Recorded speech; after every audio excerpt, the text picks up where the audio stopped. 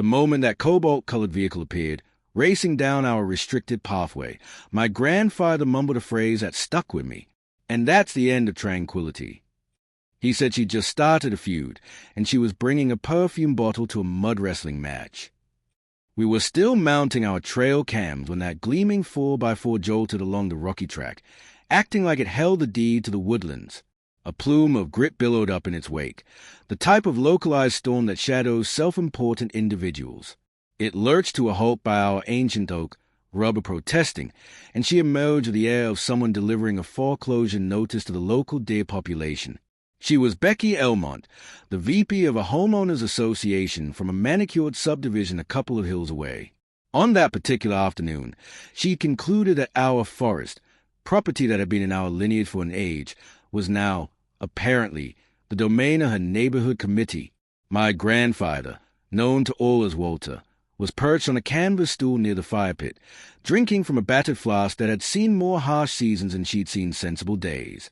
I was in the middle of securing a camo cover to our hunting blind when she marched over, brandishing her smartphone as if it were an official warrant. "No fixed installations allowed," she yelled, her voice having that pinch quality common to those who confuse wealth with rank. "These timber shelters are against the association's bylaws." My hammer stopped mid-swing. I looked at Walter. He remained perfectly still. He placed his flask aside and raised his head, slow and deliberate, like a panther assessing if a rabbit was worth the chase. He stated, his voice even, "You're not in your neighborhood. This is our family's hunting tract." Becky produced a smake, that patronizing look urbanites get when they believe they are educating the uninformed. "As a matter of fact," she countered, poking at her device, "the expanded regulatory map for my HOA covers this whole ridgeline and the adjoining pathways. Therefore, this location is within our operational control." Walter blinked. "Operational control," he echoed, like the word was a foreign object in his mouth. He let out a deep, gravelly laugh. "Miss, this property's been ours since before the highway was paved. You believe a committee vote and a pamphlet grants you authority here." "Oh, I don't believe," she retorted, the smug look fixed on her face. "I'm certain." And with that, she began documenting everything with her phone's camera, our deer stands, the utility shed, even my weathered pickup resting near the pines. I moved closer and murmured, "Is she for real?" Walter offered no reply. He just retrieved his old skinning blade and began honing a cluster of heavy, oxidized railway ties he had near the flames. The sheeting of steel on steel was the only sound. Becky lingered for about 15 minutes, leaving informational bulletins produced on thin paper, fastened together like a grade school report. The sheets were dense with imposing terminology, adherence, infraction, visual upgrades. To me, it was just hubris-bound gibberish. Walter didn't waste a second glancing at them. He pitched the whole stack onto the coals. Becky inhaled sharply, as if he'd just torched a sacred text. "That's not allowed," she screeched. Walter took a leisurely sip from his flask. "Just did," he noted. "And on your next trip, I might toast a hot dog on the embers." That concluded her initial appearance. She stomped to her vehicle, whispering about elevating the response. She yanked the door shut, jammed the gear stick backward, and, as luck would have it, backed right into a heavy log Walter had positioned months prior as a wildlife marker. The rear wheel snagged. Her beverage holder failed, and her frosty coffee concoction erupted against the glass, a perfect, messy full stop to the encounter. I chuckled so much I almost fumbled my tool. "She's returning, right?" Walter affirmed with his head. "Oh, definitely. But the next round won't be as simple for her." That evening, as I cooked deer steaks on the grate, my grandfather vanished into a utility building. He emerged with a little wooden box, one I hadn't laid eyes on in ages. He set it on the table and unlatched it like a pirate's chest. Within, there were 6 hefty, corroded railway spikes, as thick as my thumb and just as unyielding. He arranged them in a precise row. "These," he explained, "came from the derelict line up north. They were designed to halt a locomotive. I figure they can halt an entitled busybody." "Walter," I began, hesitant. "You don't intend to—" He silenced me with a gesture. "Settle down. I'm not looking to injure anyone. It's just a small prompt that when you trespass on private ground, you might find something unpleasant. Before sunrise, we were at the path's opening, a tight bend concealed by foliage, an ideal unseen corner. We excavated shallow hollows beside the gravel, placed the spikes in a dispersed pattern, and camouflaged them with a fine layer of soil and forest debris. We noted the location on our own chart in red. Walter named it Elmont's Folly. As expected, that afternoon, the drone of her engine reverberated through the woods. The identical aggressive acceleration, the familiar grit cloud. This instance, she didn't bother reducing speed. She barreled down the path like she was commanding a brigade. 5 minutes passed. Then we heard the bang, a sharp PSST, and the undeniable noise of an ego losing air. Her door was flung wide. She glared at the ruined rubber as if it had personally insulted her. "Vandalism!" she shrieked. "I'm having you arrested." Walter emerged from the foliage, hands tucked away, serene as always. "Perhaps," he allowed, "but you've got to phone for help first. And it's tricky finding a signal this file." I held up my own device, smiling. "Look this way. Becky, we're rolling." She seethed, stamped her foot, and eventually managed to contact the only person gullible enough to respond, Deputy Carl. He was a junior cop who meant no harm, but possessed the critical thinking skills of a puppy trying to catch a laser pointer. Upon his arrival 20 minutes later, she practically fell into his embrace, weeping about intimidation and land rights. Carl issued us a courteous caution before giving her a lift to town to await the tow service. The expression she gave him was clear. She had just recruited him as her personal enforcer. 2 days passed, and she was back, Carl in tow. This time, she carried a file folder thick enough to prop open the barn door. She strode directly to our hunting platform and started yelling about Statute 4B of the Visual Environment Guidelines. Walter crossed his arms. "Which visual environment is that? The nearest home is 3 miles away." Carl attempted to mediate. "Mr. Walters, perhaps we can de-escalate and discuss this. Ms. Elmont claims her association possesses records indicating this property falls within their expanded perimeter area." Walter gestured to the ancient oak. "Son, you see that landmark? That's my property line. It's been in our name since 1911. I challenge you to locate a single county plat map that refutes it." Becky started to object, but he held up a hand. "Furthermore, perimeter areas don't equate to title. They mean you can manage your flower beds and ensure pets are restrained. It doesn't grant you permission to invade our space wielding office supplies like you're a television magistrate with navigation." Carl looked bewildered, uncertain of the legal ground. Becky, feeling her authority wane, pressed harder. "This is beyond the installations," she barked. "We've received numerous reports of animal disturbance and unregulated burning." Walter lifted an eyebrow. "Animal disturbance? You're referring to legal hunting on designated hunting grounds in the correct season." She glared, "Using primitive snares and hazardous gear. It's a breach of public safety ordinances." Walter calmly retrieved a folded document from his shirt and gave it to Carl. "That's our license, issued 7 days ago. Good until the deep freeze. The fire pit meets regulations. It's all above board. Feel free to ring Bill at the county office." Carl scrutinized the document as if it were explosive. Becky's face turned a shade of beet red. She redirected her rage at me. "His filming me without permission. That's an invasion of privacy." I held my device steady. "A public dispute taking place on private property," I clarified. "No worries. I pixelated your features. The web figured it out anyway." She marched toward her vehicle, spitting curses. In a moment of pure poetic justice, she struck a jagged root during her exit. The tire hissed and went flat. Carl just exhaled slowly. He advised, "Perhaps it's best to drop this." She did not. That night, she initiated an all-out digital offensive. The post was headlined, "Aggressive Individuals Illegally Occupying Public Path." She labeled us threatening, shared images of our blind, and alleged we had constructed unpermitted settlements.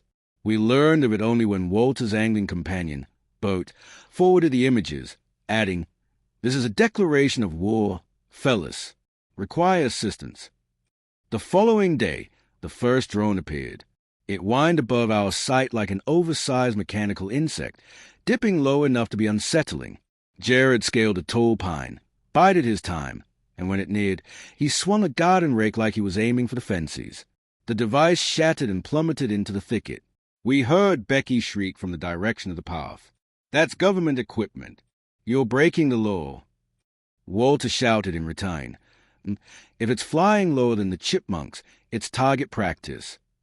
That evening, she attempted to phone us, impersonating a park warden and warning of penalties. However, the actual warden, Tom, was an old acquaintance. When Walter relayed the story, Tom laughed until he couldn't breathe. "Becky, the woman who tried to suspend my niece for a bad parking job? Tell her to get the blazers off your property." At that juncture, Walter decided to get systematic. We gathered around a contour map, identifying every access route, every muddy spot, and every hidden turn. "You're drawing up a strategy," I observed. He grinned. "Precisely."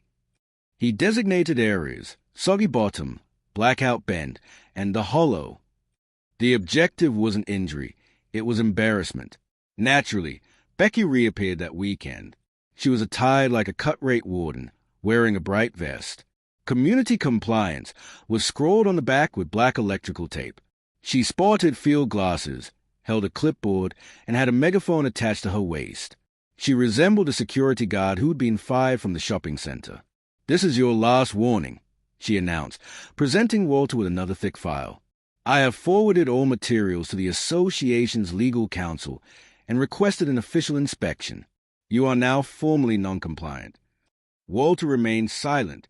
He reached into his pickup, retrieved a plastic sheet copy of the land title, and offered it to her.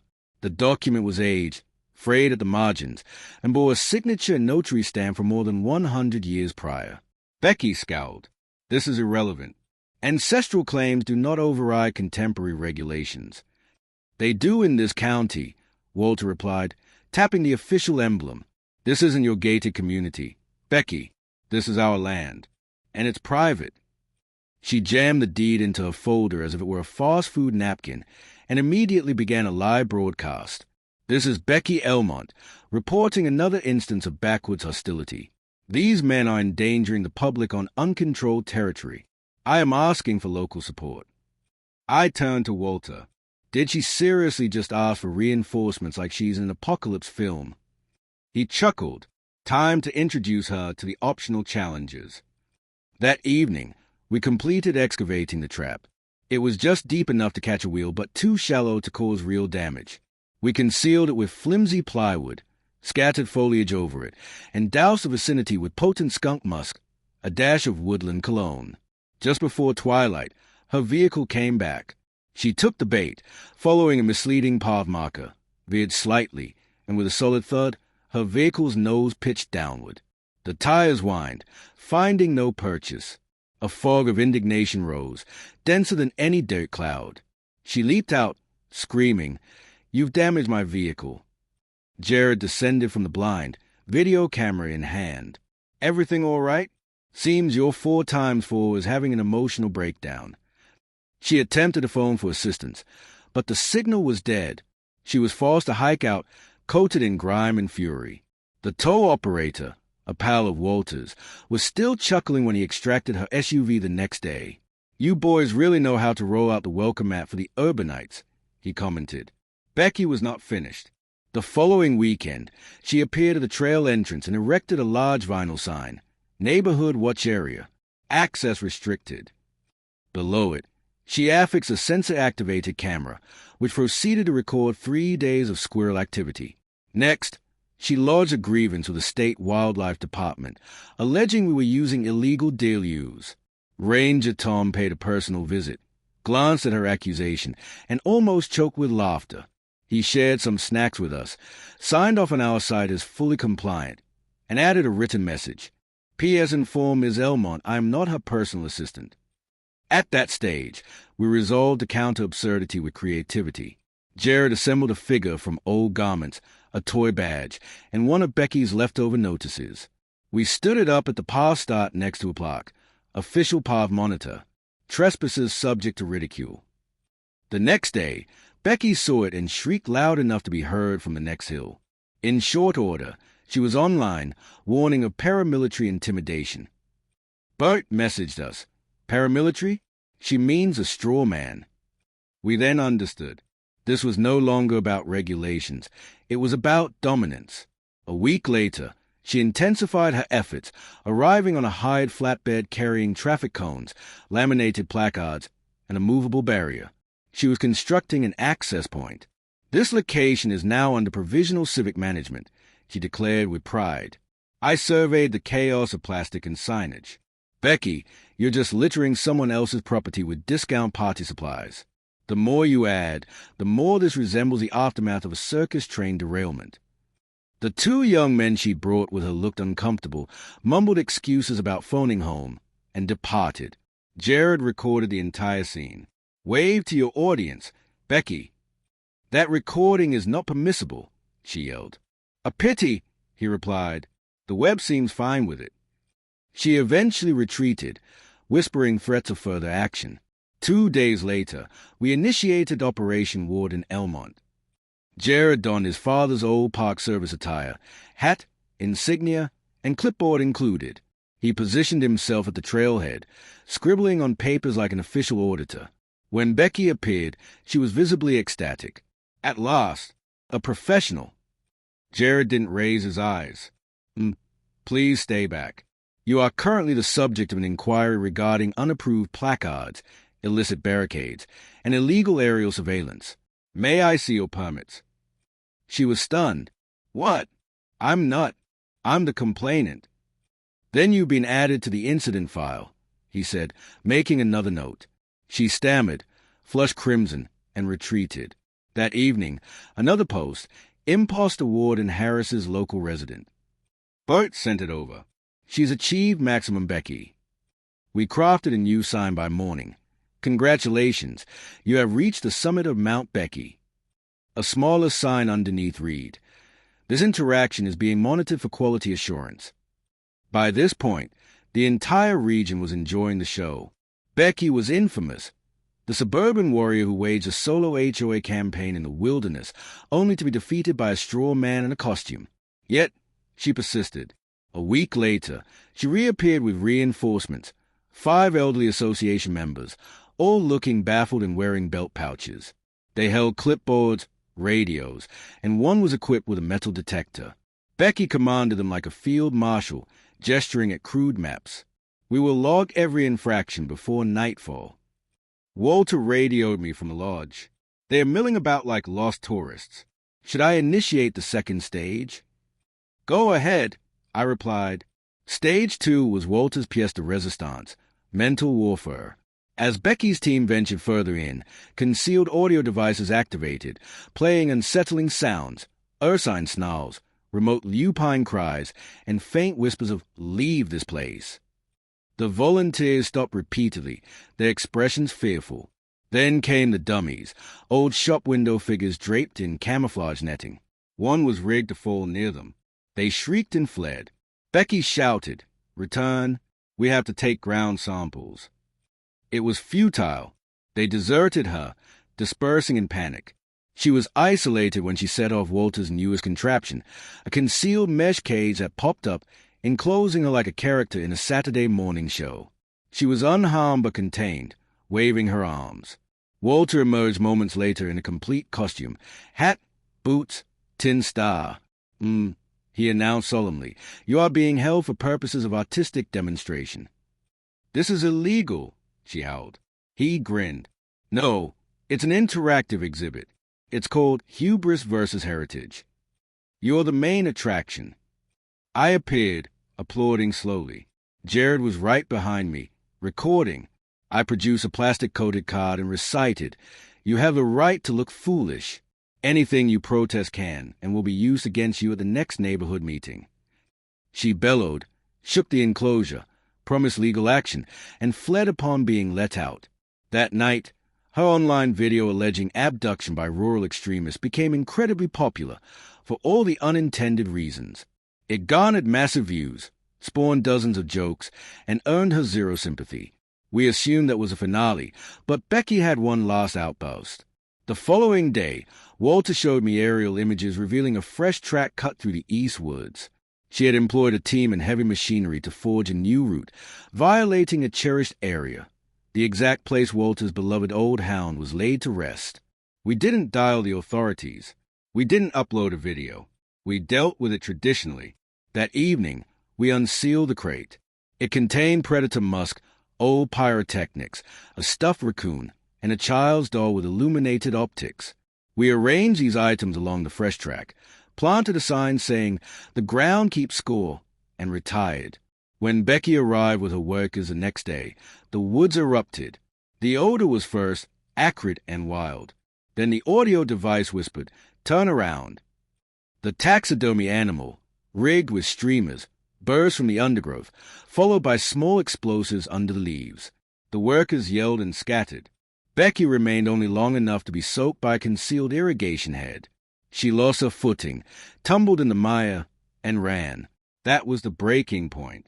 The next day, she reappeared with a television crew, intending to produce a segment on countryside radicals.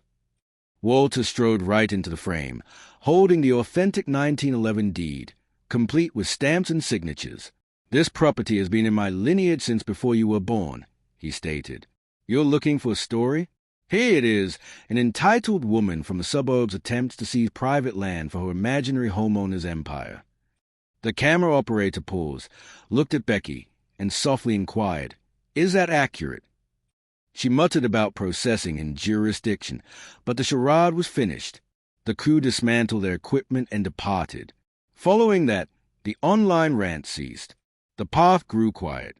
Tranquility was restored. That evening, by the fire, Jared posed a question. "Reckon she finally gets it." Walter was whittling a message into some wood. "Our land. Not for grabs. Not for bullies." He offered a slight grin. "Perhaps she does," he mused. "And if she doesn't, the forest will remind her." I gazed at the timber moving in the gentle wind.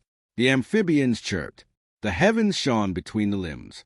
I reflected on how some individuals cannot grasp the concept of a boundary until they physically collide with one. If you've encountered your own version of Becky, a person who assumes their power has no limits, who trusts flimsy regulations over basic decency, you'll understand completely. Let me know below what your approach would have been. Would you argue, disregard her, or get inventive like Walter? Because in these parts, fairness doesn't always carry official credentials. Sometimes it just wears work boots and carries a faint aroma of wildlife.